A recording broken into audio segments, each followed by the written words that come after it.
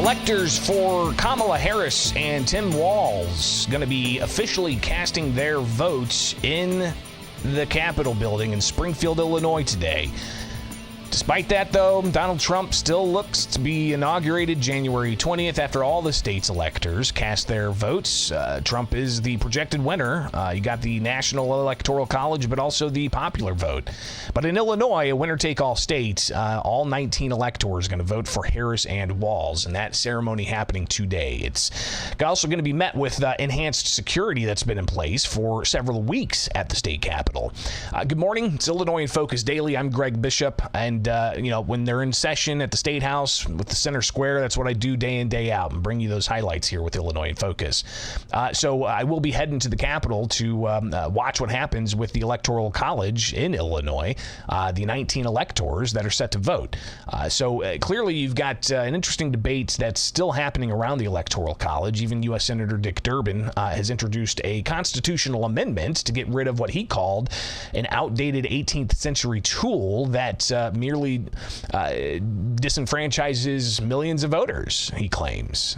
While you've got supporters saying the Electoral College is supposed to protect smaller states from being overpowered by larger states when it comes to selecting the next CEO of the United States, the commander-in-chief. Will Durbin's thing go anywhere? Not sure. But regardless, the Electoral College is still something that a lot of people don't necessarily fully understand. But when you break it down, it's really just a way to have actual representation of the country, according to those who write about what the founding fathers meant when they put it into the U.S. Constitution. And what it does is, it says that each state's congressmen are, essentially represented by electors that the people elect. So in Illinois, you weren't really voting for president. You were voting for that presidential candidate's electors, and they all have their names going through the party. The Republicans had their presidential electors, the Democrats had their presidential electors. There's a campaign process, a signature requirement process. People got to go out there and go door to door and collect signatures and such. So the primary process is about that. The general election's about that. But in Illinois, it's a winner take all state. So it doesn't matter if the 13th congressional district went to Trump. The elector from that district is going to vote for Harris. Secretary of State Alexi Giannoulias held a news conference yesterday just to kind of preview this, because the Illinois Secretary of State is the custodian of the Capitol, but also the record keeper, and is tasked with certifying the Electoral College in Illinois. And he talks about the winner-take-all approach that the state has. For example, while Kamala Harris and Tim Walz did not win every Illinois constitutional district, they will receive the votes from all 19 Democratic electors because their ticket won the overall vote total in Illinois. So who are the people casting these 19 votes, and how are they selected? Each of the major political parties in the state have their own governing committee that selects their 19 electors and alternate electors before Election Day. In this case, it was the Democratic Party. Have all of their votes lined up, ready to cast their votes. If somebody doesn't want to vote for Harris, then the alternate comes in and they will vote for Harris. Illinois has that winner-take-all approach. Some of the debate, though, I think is interesting when it comes to, should we have proportional? Maybe the Electoral College would be more understandable for people if there was actual proportional representation, meaning, if 12 of Illinois' congressional districts go to Harris, then those 12 district electors go to Harris. But while you have 7 others that might go to Trump, then you split that and have it go to Trump. The majority party would get the 2 remaining electors that would represent the U.S. Senate seats in that state. There's a way to do that, and very few states do that. I think 1 or 2 states actually do that. Regardless, though, the debate continues, right? It's the process we've got in place. It's not going to change unless there's a constitutional amendment approved in the proper process of approving a constitutional amendment. But Secretary of State Alexi Giannoulias talks about the importance of this and why he's just raising awareness about the Electoral College process in the state of Illinois.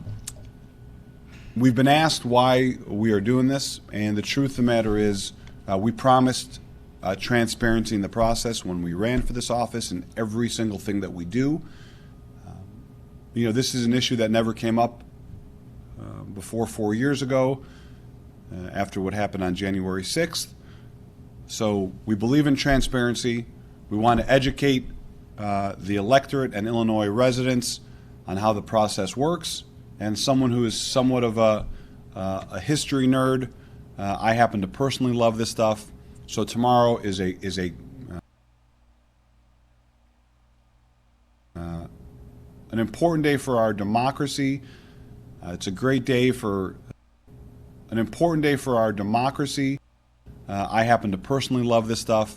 So tomorrow is an important day for our democracy. It's a great day for civics nerds like myself. I'm honored to be the Secretary of State, and I'm looking forward to tomorrow's ceremony. And he then welcomed everybody who could be in Springfield today to come to Springfield and witness history, he said. But if you do come to Springfield, you'll notice enhanced security. The Secretary of State's office announced a couple of weeks ago that everybody, with few exceptions, coming through the Capitol complex, the doors of the Capitol, will have to go through enhanced security screening. That includes having your bags checked, going through a metal detector, and so on. Even myself, as somebody who's a credentialed member of the media, who several weeks ago didn't have to go through that process if I had my badge on, I now have to go through that. There's been times I've had to take my belt off. But regardless, enhanced security, if you come to the Capitol, you're going to notice that. Secretary of State Alexis Giannoulias is the custodian of the Capitol. He's responsible for security. So our job as Secretary of State is to protect the Capitol complex and all Capitol buildings. It's a job that we take very serious. Hard stop. Obviously, we'd like to make everything as easy as possible. We'd like to make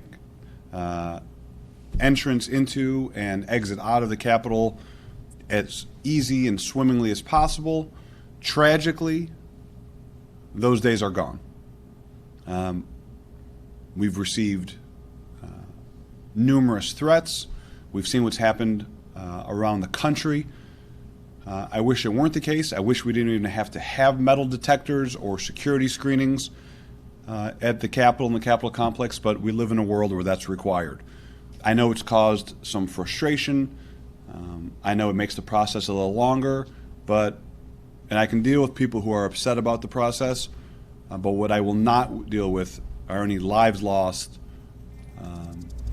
or major tragic events. That's our job, to protect and save lives. So again, Alexis Giannoulias welcoming the Electoral College. They're going to be there today, 10 o'clock. We'll be monitoring that, because sometimes the electors get up there and they make a speech and then they drop their vote into the box. So what kind of speeches are we going to hear?